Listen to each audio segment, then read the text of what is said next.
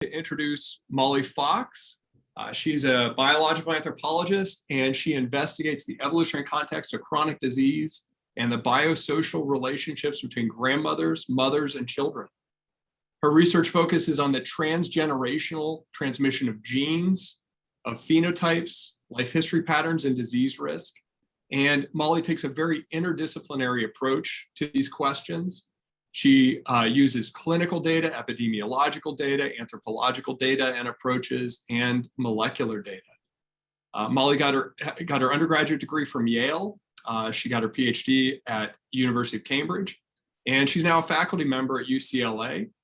She's in the Department of Anthropology, and she has a joint appointment in the Department of Psychiatry and Biobehavioral Sciences.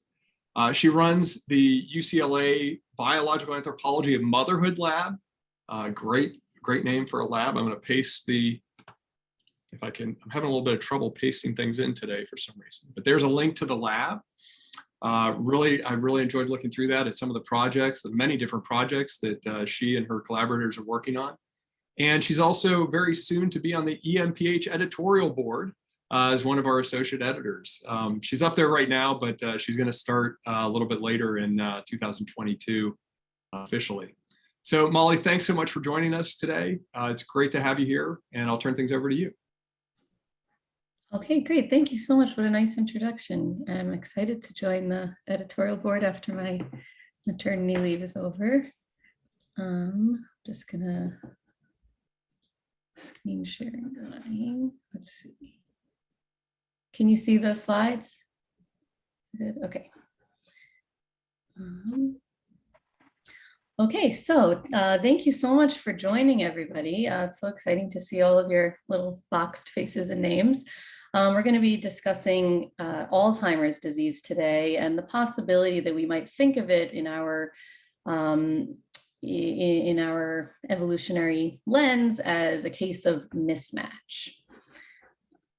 And before I get into exactly what I think and do in this topic, I just want to emphasize that when I say mismatch and think about differences between the past and the present, I'm not focusing on whether or not people used to live long enough to get a disease related to aging like Alzheimer's. I'm sort of basing things on the premise that old age is a relatively old phenomenon in our species, and various lines of evidence from archaeology and other subfields converge to suggest that living at least beyond age 50 is estimated to have emerged between 1.6 million and 150,000 years ago in our lineage. An important paper by Gervin and Kaplan compiled information from a whole bunch of different contemporary hunter-gatherer groups, and they found that the most common age at adult death was actually 72 years. Now, there's always the caveat, of course, that people living today as hunter-gatherers are, of course, different in many, many ways than hunter-gatherers in the past, and both the past and present are full of variation in many domains and change across time, but this at least gives us some points of evidence that old age is probably not a phenomenon that we should assume is exclusively a contemporary post-industrial type of life history pattern. Now, as many of you will know, there is a lot of discussion and interest in why living past reproductive capacity evolved in the human species. And so by that, I specifically mean that women live decades beyond their ability to reproduce, which is usually thought of as a kind of evolutionary paradox. And I don't suggest that my work here or this talk is going to address that question of why we started living past old age. Started living past menopause. Instead, what I want to emphasize is something that I think we all can agree on, which is that given the trait of post-menopausal longevity, or given the fact that women do outlive their reproductive capacity, there are opportunities to increase inclusive fitness by engaging in activities that benefit an individual's kin who carry her genes. And the anthropological literature in this area has really focused on childcare and food production, but I also want to emphasize that there are other important activities in which women can engage to increase their inclusive fitness, like domestic labor that supports the family, or training younger individuals in skills that they've acquired over a long lifespan, or teaching grandchildren how to engage and how to succeed in the complex social realm. And the reason I got interested in this is because these are all activities that require the woman to have intact cognitive ability. Now, all physiological systems undergo a process of decline with age, and cognitive function is no exception. There's regular typical senescence that we see in that system, but there's also pathological cognitive decline, which we refer to generally as dementia. And the most common form of dementia is Alzheimer's disease, which I will assume everyone has heard of.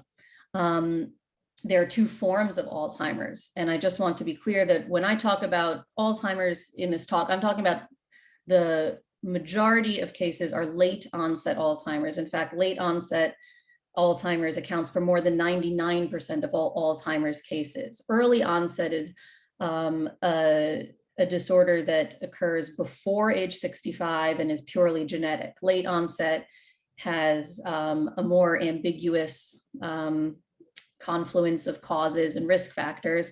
And of course, Alzheimer's disease is associated with impairment in memory and basic living functions, and eventually in the severe stages of disease, impairment in basically all brain functions. So why would someone like me, who's an anthropologist and evolutionary scientist, be interested in Alzheimer's? First of all, I believe that the disease undermines the interdependent nature and structure of human families, which we were just talking about, these intergenerational relationships. Also, Alzheimer's destroys a person's ability to think and to remember and to communicate. And these are all really fundamental features of our species.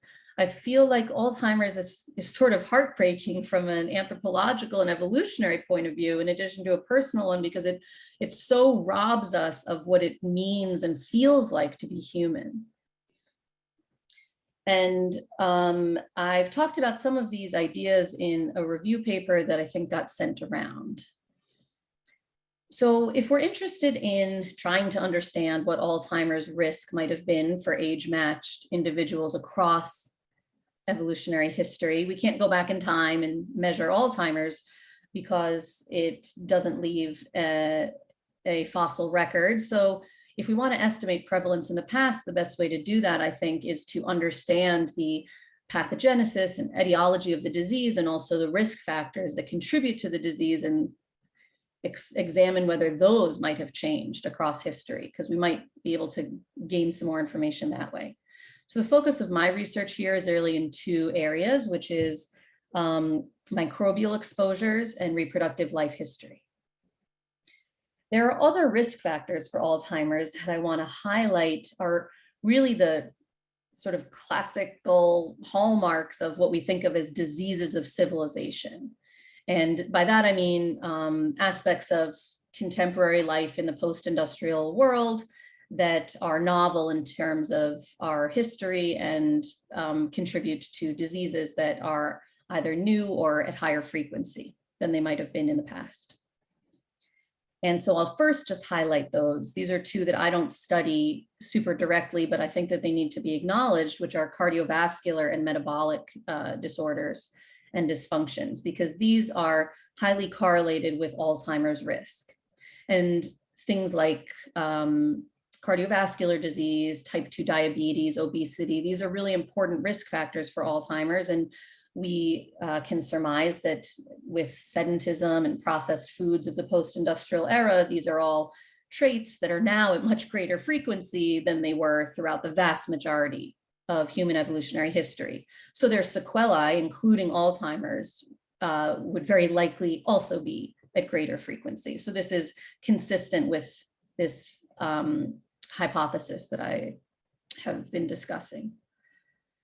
Now, in terms of the evolutionary mismatch, or the idea that Alzheimer's risk might be for an individual the same age greater today than it was in the past, one area that I think is interesting to look at is a very recent historical phenomenon, which is the Industrial Revolution, which converted human lifestyles to these dense indoor living kinds of spaces.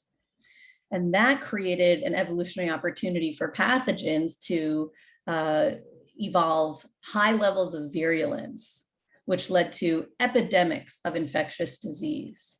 And that's really looking over the last 200 years. Graham Rook's very important and influential old friends hypothesis addresses this interesting transition in our species history. So how did we respond historically to these epidemics of infectious disease? Well, it was with public health sanitation measures. And this was extremely important for wiping out the dangerous pathogens that cause things like cholera and typhoid. But it also wiped out benign microbes. And so the solution to these really dangerous, problematic epidemics was very important to implement. I want to emphasize that this was not a mistake that we made. We didn't destroy our lives and destroy the world. We did this for a good reason, but our solution created a new problem. So why is it a problem to wipe out those benign microbes? It's because these benign, commensal, friendly microbiota that live in and on our bodies are necessary to educate the immune system. We're not born with fully functional immune systems. We require input and stimulation during critical periods of development, such as early life. And that brings us to the first area of my interest here, which is microbial exposures. Our immune system is like a system of checks and balances where most parts of our immune system promote inflammation, which is attacking foreign invaders. But there are parts of our immune system as well that actually suppress inflammation or regulate inflammation. One important cell type in this area is T cells. And we're born with a bunch of these undifferentiated naive T cells. And depending what signals they're exposed to, they can then differentiate into a whole bunch of different subtypes, most of which enhance inflammation. But one important subtype, the regulatory T cells or Tregs, suppress inflammation. They're immunosuppressive, or they control or regulate inflammation. And the reason I bring that up is because one of the types of signals that promotes differentiation into Tregs is stimulation from those benign commensal microbes. So when we wipe them out of our environments and lack their presence in and on our bodies, we can develop immune systems that are excessively pro-inflammatory because we lack that ability to suppress or control inflammation. This is relevant for Alzheimer's disease. Alzheimer's is, interestingly, a systemic disease, more so than I think people often recognize. It's not just present in the brain. There are peripheral biomarkers and signs of the disease throughout the rest of the body as well. And in fact, individuals who have Alzheimer's have fewer of those regulatory immunosuppressive T cells, the Tregs, and they have more of the pro-inflammatory types of T cells. And what I think is really fascinating is that there don't seem to be changes in T cell repertoires across the progression of Alzheimer's disease. Evidence suggests that this is actually a difference between those with and without Alzheimer's that emerges earlier in life. So we actually need to look at earlier periods of life when these immune repertoires are developing to understand this differential. My colleagues and I looked at data from various global sources, and we found that older people living in countries that during their early years of life tended to have more of these harmless microbes in their environments have lower Alzheimer's risk today. And that's consistent with the idea that these microbes might be stimulating a healthier ability to regulate inflammation. And then conversely, older people who were living in countries with more sanitized environments have higher risk of Alzheimer's today. And I want to emphasize that this paper, I believe, was published in the first ever issue of our society's journal, where you will all send all of your best papers. So this topic of microbial exposures in Alzheimer's is something that I've further explored with two graduate students, Delaney and Casey, pictured here. And we were interested in how the changes in human microbial exposures across evolutionary history in many, many different ways might actually affect Alzheimer's risk or Alzheimer's etiology. And we didn't just look at the microbes in the gut, but we also considered microbes in different parts of the body. And we just talked already a little bit about the role of microbiota in developing immunoregulatory capacity. But there are also other ways that changes in microbes across our evolutionary history might affect Alzheimer's risk. For instance, novel microbes that wouldn't have necessarily been as common in the past promote inflammation and permeability of barriers that protect the brain from Alzheimer's type insult. There's also, somewhat as a result of that, translocation of microbes into the brain that we think is also relatively novel. And then microbiota in and on your body also can produce products that themselves participate in Alzheimer's pathogenesis. And so this is an exploration of all of these ideas. Now, I want to move over to the second area of my focus, where I've done a bit more work, which is reproductive life history. So I'm specifically interested in female reproductive life history. Why should we be studying this with relevance to Alzheimer's? Well, there's biomedical reason that we should be interested in this question. First of all, there are huge sex differences in age-adjusted prevalence of Alzheimer's disease. These are sex differences that are not entirely accounted for by differences in the length of the lifespans of men and women. In fact, being a woman is the second largest risk factor for Alzheimer's after your age. And what I think is super fascinating is that there are actually sex-specific biological mechanisms. We see different biomarkers associated with disease prevalence and also severity in men and women. And I've highlighted a review paper from this year that talks about a lot of these really interesting differences. So this justifies looking separately at this disease in the sexes to understand what's going on there. And from an evolutionary and anthropological point of view, we're also interested in reproductive life history here, because selection on post-menopausal female traits like physiological, cognitive, longevity type phenotypes would have occurred in the context of women who had the long-term effects in their lifetimes of very different reproductive life history patterns than have become common in the post-industrialized world today. This chart gives you some sense. It's a very sort of vague generalized sense when we compare people who live today as foragers, subsistence agriculturalists versus those living in post-industrial societies. We can see that there are just dramatic differences in women's reproductive life history traits. such as the number of ovulatory cycles in the lifetime in a post-industrial communities, typically somewhere around 450 compared to 160 or 128 in these other types of living environments.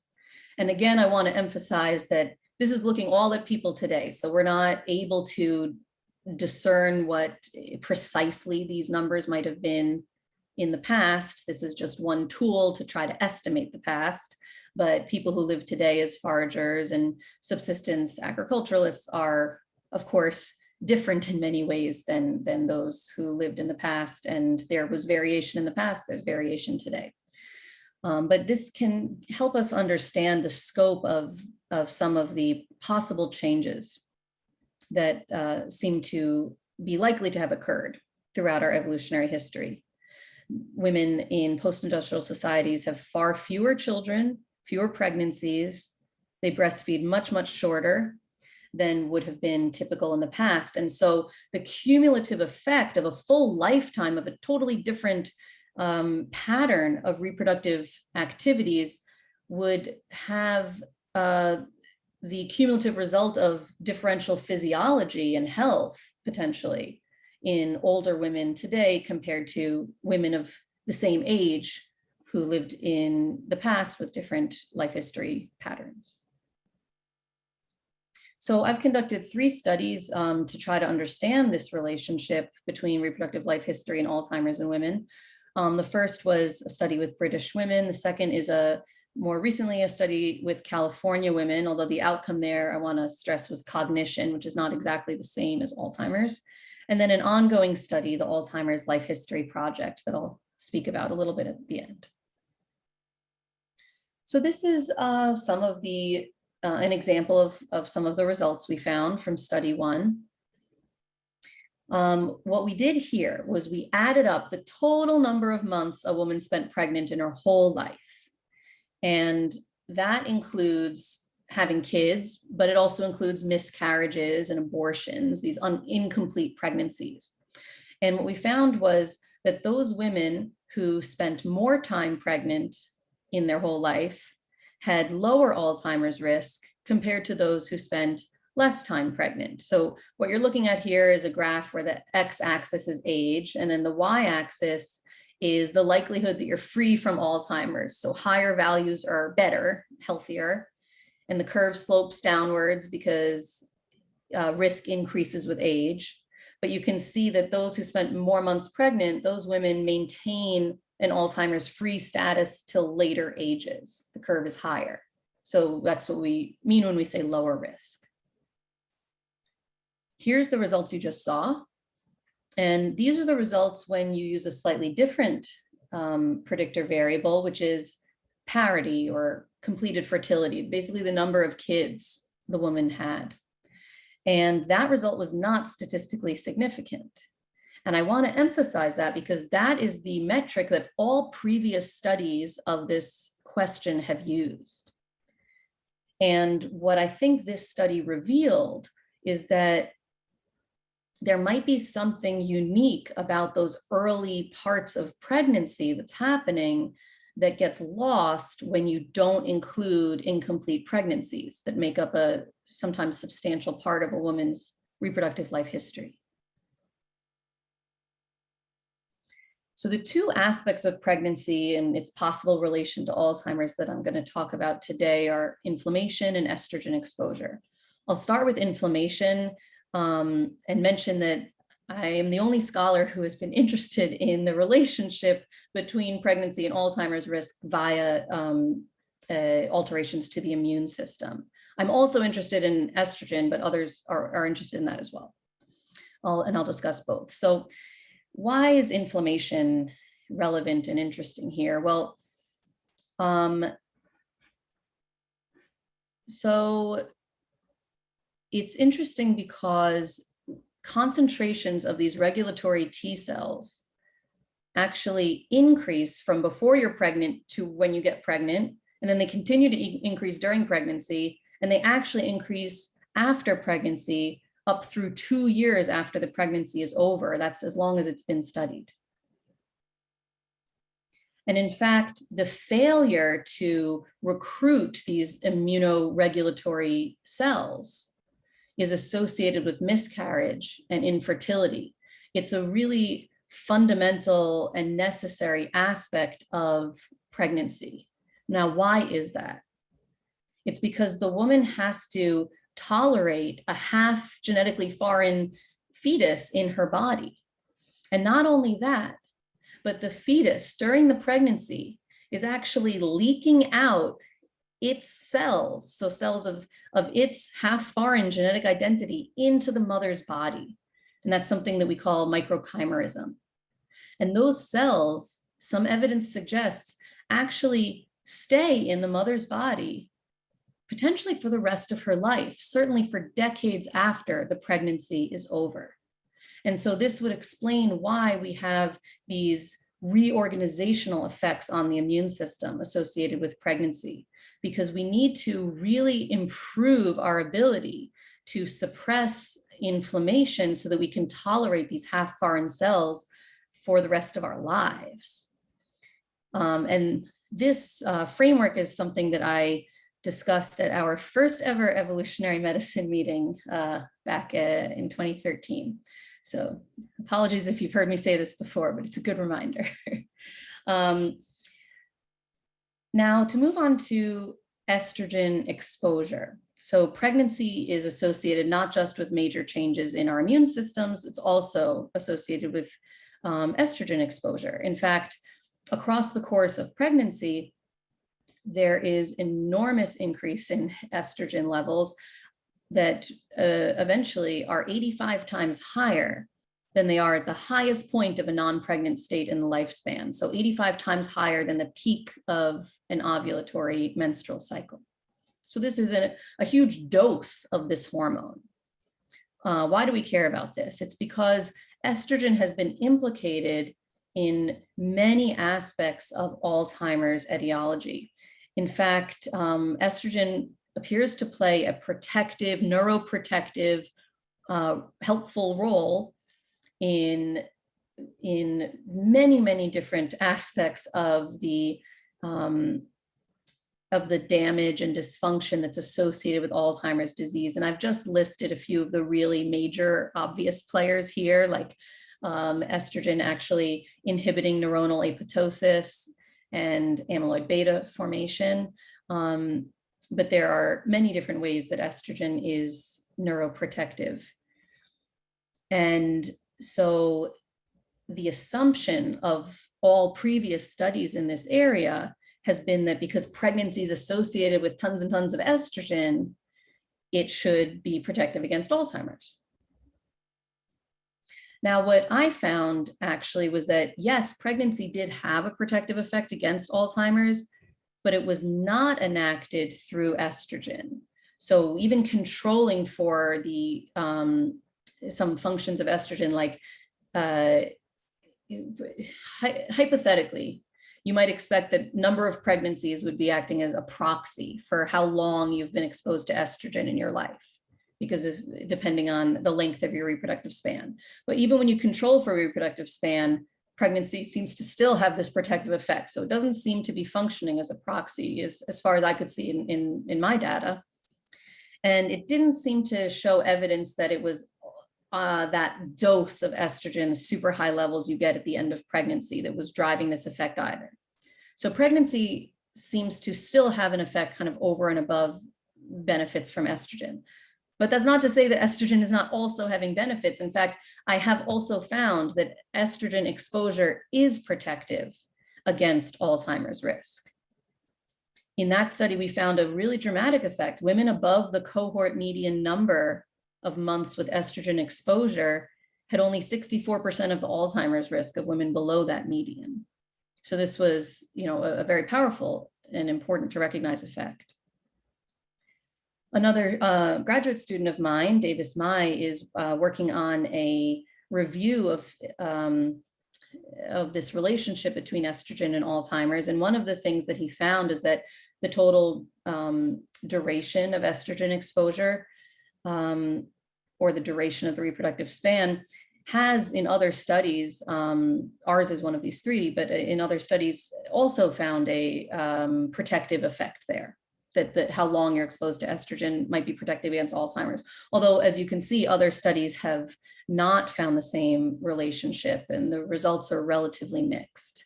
So you'll have to look out in the future for his future paper. In study 2 that I mentioned earlier, we found that women who had a longer duration of estrogen exposure in their lives performed better on cognitive testing for delayed recall. And so again, this is cognition. It's not exactly the same as Alzheimer's risk, but this is a post-reproductive, post-menopausal cohort where we again see these neurobeneficial effects of estrogen. What I think is really important as well to just emphasize is that estrogen and immune function are not these competing hypotheses, even in the ways that I used to, think of it.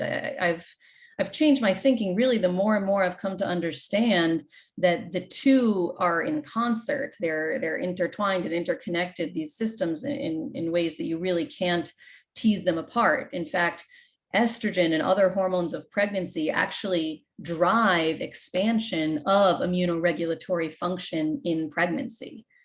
And I've just highlighted a couple of papers that talk about this really fascinating effect. So one causes the other, they influence each other, they can't exist without each other. So to move on from pregnancy, I want to just speak briefly about breastfeeding, which is another aspect of reproductive history I find really fascinating in this context. In study 1, we found that women who breastfed had lower risk of Alzheimer's compared to those who did not breastfeed. This was a cohort where all of the women had given birth. And we found that those women who breastfed for longer also had benefits against Alzheimer's risk. So this was a dose-dependent effect. In study 2, we found that women who breastfed compared to those who did not had higher scores in all of the cognitive domains we looked at, which were listed here: learning, delayed recall, processing speed, and executive function. And this paper was just recently accepted at our society's journal, and you may have heard me present it recently at our meeting this year. So this is a really fascinating topic to me, the relationship between breastfeeding and Alzheimer's risk. First of all, because I think that it's biologically plausible, and it has just always made sense to me, that breastfeeding would exert neuroprotective effects for the mother, because it is known to have these benefits for the mother's long-term metabolic health. So just to remind you, remember at the beginning of this talk, I discussed how cardiovascular and metabolic functions and dysfunctions are implicated in Alzheimer's risk. So breastfeeding has these protective long-term effects for glucose and lipid metabolism, for instance. And breastfeeding has already been well established to be associated with lower risk of other diseases like type 2 diabetes that are themselves risk factors for Alzheimer's. So again, it seems quite plausible and reasonable to me that breastfeeding would potentially exert protective effects for women against Alzheimer's. And so with these two focuses for today on pregnancy and breastfeeding, if we put them together, we can try to think now through whether we think Alzheimer's may have been less prevalent in pre-modern contexts, given what we know or what we think we know about reproductive life history patterns in pre-modern contexts. And I'll just compare that to a sort of broad definition of post-industrial contexts. So we, of course, know that women in post-industrial society have far fewer pregnancies in their life compared to what would have been the norm for the vast majority of our history. And so fewer pregnancies would be associated with less microchimerism. You don't have to host as many foreign cells. And so potentially we have weaker immunoregulatory capacity because we never had these stimulations that expanded that capacity. And so that would put women today at higher AD risk. We breastfeed for less time. I didn't talk about these two, sorry, but you can look back at the paper if you're interested in them. But we do less breastfeeding basically. Now, this one is interesting. Women in the past probably were exposed to fewer months total or less time in their life with estrogen exposure compared to women today. Because in the past, women had later menarche, now we have earlier menarche. We now breastfeed less, which is estrogen suppressive, and we now use hormone replacement therapy. So we actually probably have many more months, if not years, of exposure to estrogen than might have been the norm in the past. So this is in conflict with the hypothesis I've been arguing. However, if it's unclear right now whether it's how long you're exposed to estrogen or the dose, like how much estrogen you're exposed to, that matters. Because if it's the dose that matters, well, pregnancy doses of estrogen are so much higher than doses of estrogen at any other time in your life, including therapeutic doses, that if that's the case, then we would expect, again, to be at higher risk today because we have fewer pregnancies. And so a bunch of these different topics I'm exploring now in the Alzheimer's Life History Project, which is study 3 that I mentioned at the beginning. I'd really, really hope to have these results for you for this talk, but after this year with so many COVID-related delays, we don't yet have those results. So I'll be happy to share them with this community when they become available soon. But in this study, I am collaborating with physicians and scholars at the Pacific Neuroscience Institute in Santa Monica. And we're working with a case control group of female Alzheimer's patients and non-Alzheimer's controls. And we're measuring retrospective information about their reproductive life histories, their early life microbial exposures. We're also looking at psychosocial stress here, and relating all of these to biomarkers of inflammation, immunoregulatory function, adrenal stress physiology, as well as some other markers of interest like oronasal microbiome and inflammation. Now, understanding the relationship between a woman's reproductive life history and Alzheimer's can help us to predict and prepare for the future of Alzheimer's globally. One reason is because the global fertility rate is changing very recently, very dramatically. And as women have fewer and fewer pregnancies and more women are nulliparous or not having any pregnancies at all in their lifetime, we need to understand what that will mean for those individuals' long-term health and for global rates of disease that are tied to reproductive function. And then finally, I just want to acknowledge that there are other risk factors for Alzheimer's that I don't study that are also important and also I think are worthy of analysis from this evolutionary point of view and worthy of questioning how these risk factors have changed across history and what that means for the disease. So things like social isolation or air pollution, traumatic brain injuries, these are all important risk factors for Alzheimer's that have received attention from biomedical community that I think evolutionary scholars could also help us understand. And a bunch of these ideas I've discussed in a chapter in an upcoming edited volume that I also want to acknowledge, which is called Evolutionary Psychiatry, Evolutionary Perspectives on Mental Health. And I think the editors, Riyad Abed and Paul St. John Smith, are here today. So hi. And this is an edited volume that was spawned from the Evolutionary Psychiatry Interest Group of the Royal College of Psychiatrists. You can later pause this video and get excited when you read through all of the cool chapters.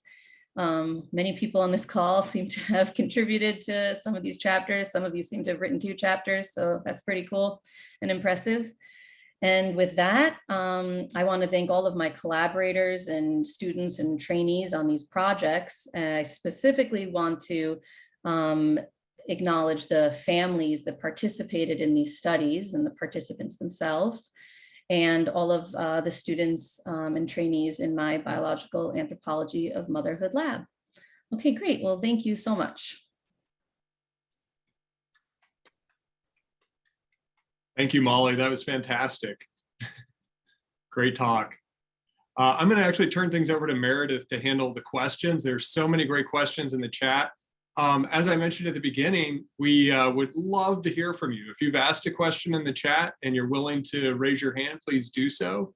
And we will get started. I think Meredith had one question first, and then we'll start turning to people who have their hands raised. Go ahead, Meredith. Yeah, we had a clarifying question that I apologize, I didn't see when it was happening, but Joe Graves had asked regarding the studies on the British and Californian women, whether that meant women of European descent living in those areas or whether it was a sample of all women living in those places. Yeah, excellent question. So the British study was not targeting at all based on ethnicity, but it was all the recruitment was in rural areas. And that was because I was particularly interested in women living in more rural areas, and they did happen to be all white British women of British descent. I collected that information on them. And the California cohort was more diverse. I could call up the numbers, but it certainly has, as it's a Southern California cohort, so it had a substantial Latina population in addition to white. And I forget what the racial and ethnic breakdown was beyond that, but I can look back at the paper. Great, thank you for that. Looks like we'll have a hand raised from Dan Lieberman, so we'll go to Dan. Go ahead with your question. Molly, thanks for the great talk. That was really fun and very interesting. I was wondering if you could address the issue of physical activity, because you know, of all the environmental factors that have been measured that affect Alzheimer's, physical activity is number one. There are meta-analyses which show that people who get 150 minutes of physical activity a week have about 45 to 55% lower risk of Alzheimer's than controls after controlling for other covariates. We also know that physical activity affects estrogen and a lot of the systems that you're talking about, inflammation, of course. So I was hoping that maybe you could introduce physical activity into the model, because I think it's an important factor. Yeah, absolutely. I mean, I completely agree, and I sort of overlooked it here, but you're right that it's also consistent with this same hypothesis, right? The physical activity. I think I mentioned at the beginning about sedentism increasing in human history today compared to the past, but certainly physical activity has diminished, and that would be consistent with the idea that Alzheimer's risk would have been enhanced as a result. And yes, it also plays into many of the same biomechanisms, you know, in some, right, microbial exposure and pregnancy, these two like very different things happening, both seem to also play into similar biomechanisms. Physical activity, I think, would also be very interesting to look at in the context of pregnancy itself. And that would be an area too. So I know I just agree with you, and that's an important thing to add. Great, thanks so much. Next, we'll go to Daniela Tejada Martinez. Daniela, you can go ahead with your question. Hi, you kind of addressed this, but I guess I'm still confused. If like the dose of estrogen seems to be providing a neuroprotective effect, or like a dose-dependent neuroprotection, why is it then that being a woman is considered a risk factor for Alzheimer's disease as compared to men? Yeah, that's a fascinating question. So first of all, I probably wasn't clear enough that I actually did not find that the dose-dependent effect existed for estrogen.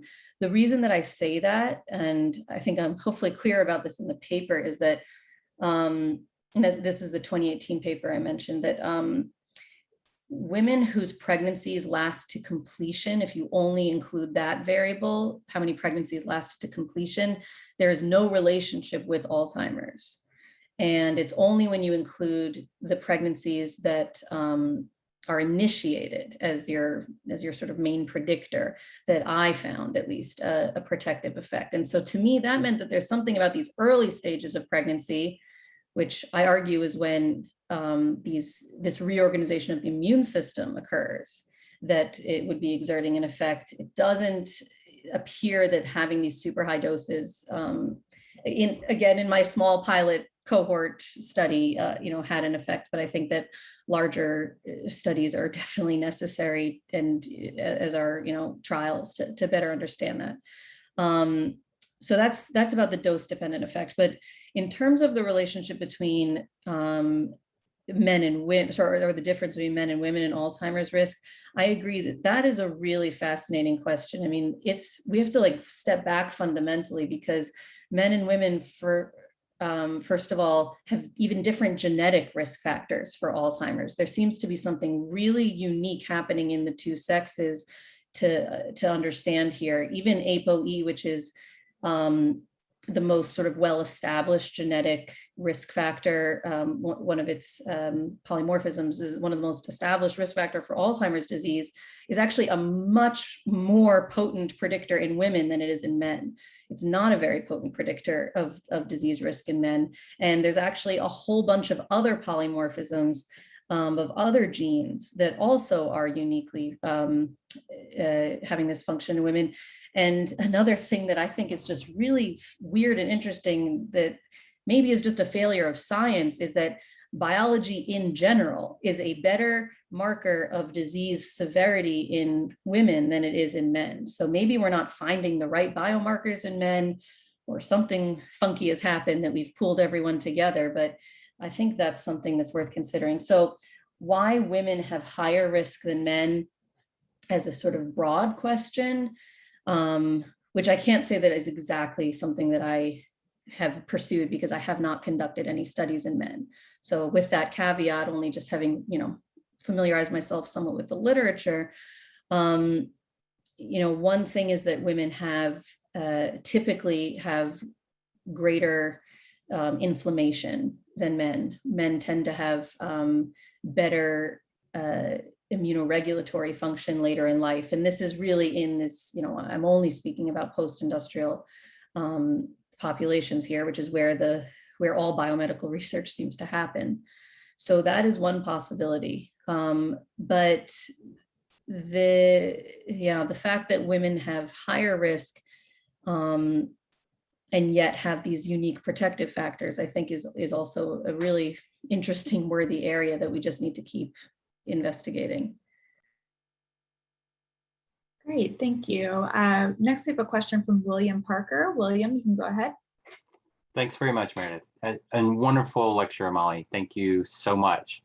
I've recently did some work with breast cancer and estrogen exposure, and it seems like what you're seeing is really consistent with breast cancer. And to the other question about why women are more susceptible to almost all autoimmune diseases and neuropsychiatric conditions. There's been some studies done in mice. You can flip the genders around using testosterone. I can't remember exactly how that works. But the bottom line is that with the breast cancer, if you lower estrogen, and so during pregnancy, as you brilliantly pointed out, it's those first couple of trimesters, you sort of get a break from the cycle. And during breastfeeding, you get a huge break from estrogen exposure. So it would seem like, and I'm not sure I understood this completely, but getting the break from estrogen exposure is certainly, and hard labor does that too. Hard physical exercise gives a break from estrogen. It all seems protective. It all is protective from breast cancer. And it seems like getting that break from estrogen is what you need to avoid Alzheimer's. Is that not a good way of looking at it, or? Yeah, it's an interesting question. So in Christian Pike's lab at USC, they've done a lot of really cool studies where they, in mouse models and other rodent models, where one thing I think that's just played on my mind for so many years is that they looked at the difference between continuous and cyclic hormone administration in overectomized mice. And what they found was that estrogen always exerted this neuroprotective effect. But when progesterone, or I think they used, progestin, the synthetic form that would be in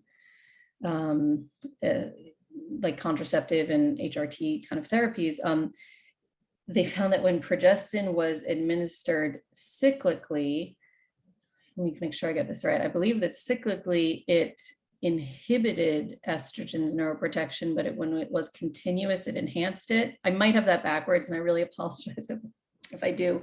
But I think that would also be relevant for understanding the difference between the kind of hormone exposures that we have in pregnancy versus in these years of, menstrual cycles. And I also should emphasize, also related to the previous question, that older men have higher levels of estrogen than older women. So the timing of this effect is also something we really need to understand. Older men are still able to aromatize testosterone and form estrogen, whereas, of course, women who are post-menopausal, who are not taking therapies, are barely producing any estrogen at all, and that's for decades. And the HRT, or the hormone replacement therapy studies there's many of them, because there's a lot of interest in neuroprotective effects of estrogen, and they've come to point towards the possibility that there's something really unique about the perimenopausal phase, and that hormone replacement therapy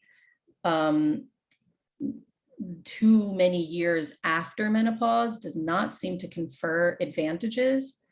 And it's only when it is really around the time of menopause itself that people have found protective effects against Alzheimer's. And so I think that this is a problem in general in research in women's health, that if we see these sex differences, or if we see reproductive life history effects, we tend to just say, oh, it's an estrogen effect, without really investigating A, other physiological systems, and then B, what does that mean? Is it time specific? Is it dose specific? And that kind of thing. I hope I answered your question. I'm sorry, I got a little derailed maybe. Thanks so much. So we have a ton of hands raised and great questions in the chat, which we unfortunately are not going to have time for all of, but we'll try to get in a couple more. We'll go next to Christine Garver-Apgar. Christine, you can go ahead with your question. Hi, well, thanks so much, Molly. This was a great talk.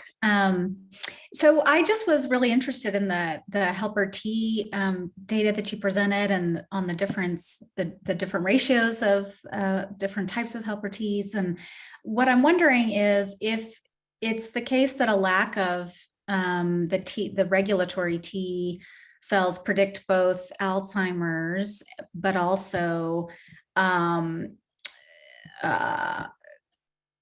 what did I say in my question? Now I can't even remember. And also miscarriages in women, which I think you presented some data about that. I'm just wondering if you would expect women who have more miscarriages in their reproductive histories to also be at greater risk for Alzheimer's as well. Yeah, that's a great question. So only 2 studies have looked at this. One is not published, just an abstract, and the other one is published. And they found opposite. One found that number of miscarriages was associated with greater, and the other with lower risk. And I think that it's an interesting question, because you could say arguably either one is possible, that even a woman who has, say, insufficient regulatory T cells, if she is able to conceive even briefly, that could still enhance her repository of this cell type, even if she, it's kind of like improving a slightly bad situation. Mm-hmm. And so it's a kind of statistical question in some ways to me. That she would probably have higher Alzheimer's risk compared to somebody who had a very robust system, but she would have less of a deficit because she was able to have that conception, and maybe that did differentiate at least some of those naive cells. So it's an interesting question for sure. Thank you. All right, I think we're going to squeeze in one last question before we have to close. So next in line, we had Victoria Lex. Victoria, you can go ahead with your question.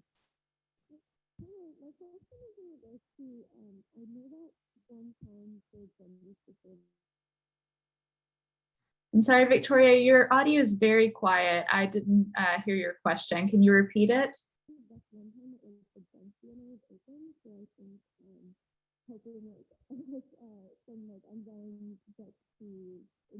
Sorry, I can't hear anything. Yeah, are you able to type it and maybe we can quickly answer in the chat and instead go to Michelle Blythe for a closing question? Sorry about that, Victoria. Hey, I just, I'm coming from the infectious disease world, and I was just wondering if there was any association with Alzheimer's and HIV, because HIV attacks, all the CD4 cells, which include Tregs, and we do see increased inflammation and all of that with those patients. So I was wondering if you've run across any of that or have seen anything looking at that. Yeah, it's a really cool question. So I exclude individuals with HIV from the studies that I've done because it is such a sort of confound in this way, and especially because there is HIV associated dementia itself. And so I don't know about the relationship between HIV and Alzheimer's disease outside of the relationship that HIV already has with dementia. But the fact that that HIV itself causes sort of its own form of, what we would clinically call dementia, at least would be sort of, potentially, I guess, consistent with this idea. But yeah, you might know more than me, but that's my understanding, at least. So that's why I tend, for the same reason you said, because it's almost too relevant and attacking the very system that I'm trying to understand, that I don't look specifically at that. Fair enough. Okay, that was a great last question. All the questions were great. There's so many fantastic questions in the chat. I think I had 3 or 4 of my own I would have liked to have asked. So it's tough to close this one down as usual. But thank you very much, Molly, for a fantastic talk. And I also see that Victoria was able to get her question into the chat for those of you who are interested. And sorry about the technical difficulties there, Victoria. So thanks again, Molly. And before we close, I just want to share with you the upcoming Club EvMeds. Hopefully you're seeing the screen here with our website and the great talk that we just heard from Molly Fox. Next we have on September 21st, coming up pretty soon, we're going to hear from Jeff Townsend and some of his colleagues on the durability of immunity against reinfection by SARS-CoV-2, a comparative evolutionary study. Very, very interesting results there. And then after that, we have evolutionary demography, sheds light on the allele spectrum of late onset diseases. Again, a really interesting study recently published by Samuel Pavard and Christophe Coste. And then you can see some other people that we have lined up for later. And it's we're very actively finalizing the seminar series for this semester and even starting out into the spring. So please join us for those future seminars. And thanks again for tuning in today. And thank you so much, Molly, for a fantastic talk. Great to see everybody.